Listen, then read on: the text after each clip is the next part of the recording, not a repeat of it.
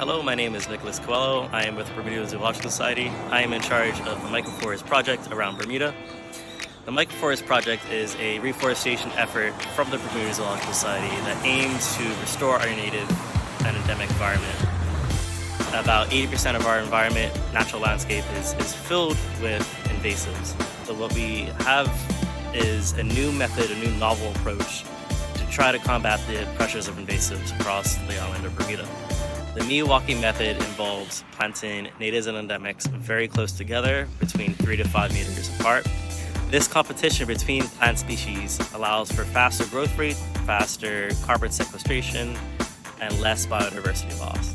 So we have over 42 species planted across our 20 existing microforests on Bermuda.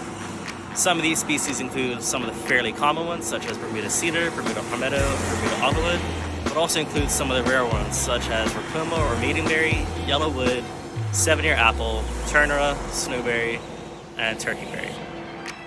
By the end of 2024, we will have 30 sites in total and over 4,000 plants planted.